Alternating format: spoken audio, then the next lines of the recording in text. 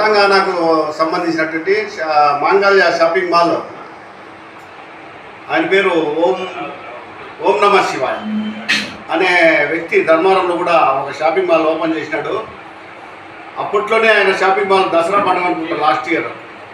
అప్పట్లోనే నువ్వు పెట్టొద్దయ్యా ఇక్కడ ధర్మవరంలో, ఓన్లీ ఇక్కడ మ్యానుఫ్యాక్చరింగ్ జరుగుతుంది, మేమంతా పార్టీస్కి తెలంగాణ అంతా సప్లై చేసుకుంటాను ఆల్ ఇండియా, సో మీరే వచ్చి ఇక్కడ షాపింగ్ మాల్ చేసి మా బతుకులు ఏమవుతాయి ఏం కథ అని చెప్పేసి ఆయన ఫోన్ చేసి ప్రశ్నిస్తే ఆయన కొంచెం దుబారాగా మాట్లాడడం జరిగింది.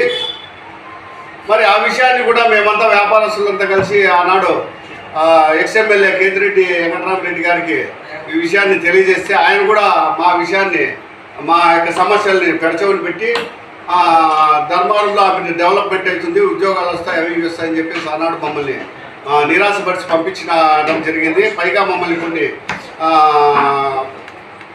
పదాలు కూడా వాడటం జరిగింది. తర్వాత ఒక హామీ ఇచ్చినాడు ఆయన, ఏమంటే ఆయన ధర్మవరంలో పట్టు చీరలు కొన్నీను, పట్టు చీరలు కూడా అమ్మనీను అని ఒక హామీ ఇచ్చినాడు. మరి హామీ ఇచ్చిన మేరకు ఆ హామీని కూడా నెరవేర్చలే. పైగా ఆయన వెళ్ళి ఓపెనింగ్కి వెళ్ళి ఇక్కడ ఒక హీరోయిన్, ఇక్కడ ఒక హీరోయిన్, ఇద్దరు హీరోయిన్ల నట అదేదో సామెత చెప్పినట్ట ఇద్దరి మధ్యలో నిలబడి ఆయన ఇంకా బాగా ఆయన సందేశాన్ని ఇవ్వడం జరిగింది. దాన్ని కూడా మేము చాలా బాధపడినాము. మరి ఇంకా ఆయన ఒకటే కాదు, ఆయనతో పాటు ఇంకా ధర్మవరంలో మన చేనేత వర్గాలకు సంబంధించిన వ్యాపారస్తులు కూడా ఆయన సంబంధించిన వాళ్ళు ఆయనకు స్వాగతం పలుకుతూ షాపింగ్ మాల్ ఆయనకి ఫ్లెక్సీలు కట్టి చాలా హంగామా చేయడం జరిగింది. ఇవన్నీ కూడా మన వ్యాపారస్తులు గమనించుకున్నారు, ఇది ఓహో ఇట్లా జరుగుతుందా అని. తర్వాత కొద్ది కాలానికే మనోళ్ళు కూడా ఆ యొక్క సమస్యకి విరుడు పరిష్కారం ఉంటే ఓటు ద్వారా చేయడం జరిగింది. మరి నిన్నటి రోజు రేగట్పల్లి మధు గారు ఒక ప్రెస్ మీట్లో ఆ షాపింగ్ మాల్ని మూతేపిస్తాము, ప్రజలకి చాలా ఇబ్బందులు అవుతుంటాయి, వ్యాపారస్తులకి బాడీలు కట్టలేని పరిస్థితుల్లో ఉన్నారు, వ్యాపారాలు నిర్వీర్యమైపోయినాయి అని చెప్పేసి వ్యాపారస్తుల తరఫున మాట్లాడడం నేను కూడా చాలా సంతోషపడ్డాను.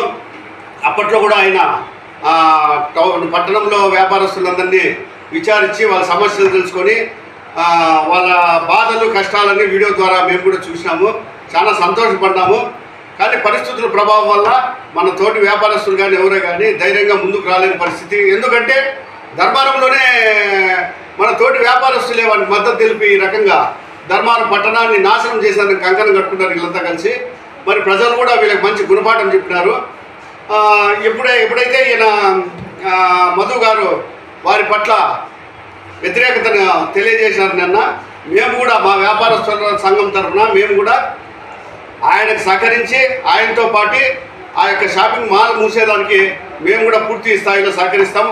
అది ఈ క్షణమైనా సరే, రేపైనా సరే, ఎల్లుండైనా సరే, చట్ట ప్రకారమా లేదు వ్యతిరేకమా వ్యాపారస్తులంతా కలిసి ఇది ఉండకూడదు. ఎందుకంటే ఒక ఉదాహరణకు చెప్తాను, పొద్దుటూరులో అప్పటి ఎమ్మెల్యే, ఆయన పేరు ఏదో నాకు గుర్తులేదు కానీ అక్కడ ఉన్న స్థానికులంతా కలిసి వ్యతిరేకపరిచి ఎమ్మెల్యే దగ్గరికి పోయి అయ్యా మా పరిస్థితి అని చెప్పుకున్న పరిస్థితుల్లో మొత్తం ఆ యొక్క షాపింగ్ మాల్ రాకుండా ఆయన కూడా వాళ్ళకు తోడుగా ఉన్నాడు ఆ ఎమ్మెల్యే. కానీ ఇక్కడున్న ఎమ్మెల్యే వచ్చేసి ఎక్కడి నుంచో వచ్చిన వాళ్ళకు తోడుగా ఉన్నారు. ఇక్కడ ఓటేసి గెలిపించిన వాళ్ళ పరిస్థితి ఏమంటే ఆగామే గోచరం, దిక్కుతోచని పరిస్థితి.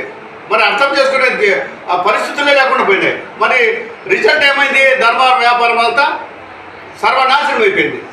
మరి ఇప్పుడు కూడా వ్యాపారం ఏమన్నా కొంచెం అభివృద్ధి పథంలో నడుస్తుందంటే అది కూడా లేదు. మరి ఇప్పటి పరిస్థితులు ఉన్నా కానీ ప్రభుత్వాలు మారినాయి, పాలకులు మారినారు.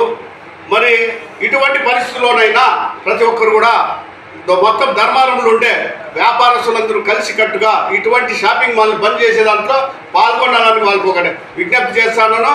అంతేకాకుండా ఆ షాపింగ్ మాల్ అయిన తర్వాత ఇంకో షాపింగ్ మాల్, ఎవరు మరాఠీ వాళ్ళు ఏమంటారు, వాళ్ళని మార్వాడీస్, ఇంకో షాపింగ్ మాల్ పెట్టాలని చెప్పేసి ధర్మవరంలో చూసినప్పుడు మళ్ళా వ్యాపారస్తులంతా ఐకమత్యమై దాన్ని ఎదుర్కోలేకపోతే ఇదే పాండురంగ స్వామి దేవస్థానంలో ఒక రెడ్డి వచ్చి నేను పార్ట్నర్ దీంట్లో మీరు ఆపేదానికి లేదని చెప్పేసి ఆ రకంగా మాట్లాడితే ఒక వ్యాపారస్తుడు తోటి వ్యాపారస్తుడు పెట్రోల్ పోసుకొని అంటించుకుంటాను ఏమన్నా అని చెప్పేసి ఆ రకంగా గట్టిగా వ్యతిరేకత కనబరిచినప్పుడు అప్పుడు కానీ ఎమ్మెల్యే అయినటువంటి కేతిరెడ్డి, అప్పటి ఎమ్మెల్యే కేతిరెడ్డి వెంకటరామరెడ్డి ఆయా వద్దయ్యా ఇంకా వద్దు శుద్ధి మించిపోతా అని చెప్పేసి ఆపినాడని చెప్పేసి ఒక మెసేజ్ అయితే వచ్చింది.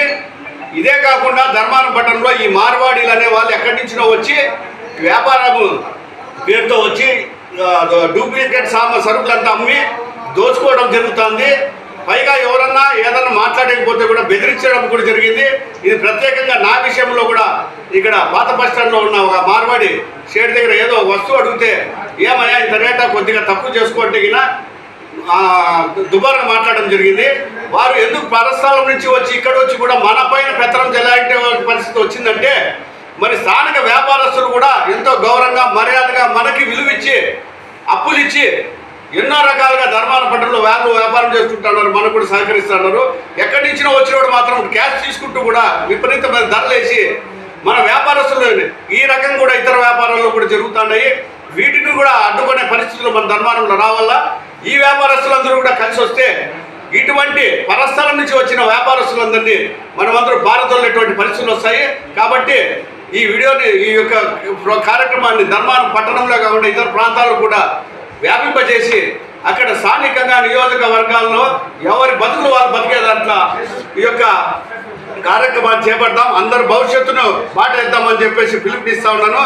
ఈ యొక్క కార్యక్రమంలో మధు గారితో పాటు మేము కూడా పాల్గొని ఆ కార్యక్రమాన్ని జయప్రదం చేసి ధర్మారం యొక్క శ్రేయోభిలాషులు మంచి చెడ్డల్ని మేము బాగుపరిచే విధానంలో కృషి చేస్తామని చెప్పేసి మీకు తెలియజేసుకుంటున్నాను.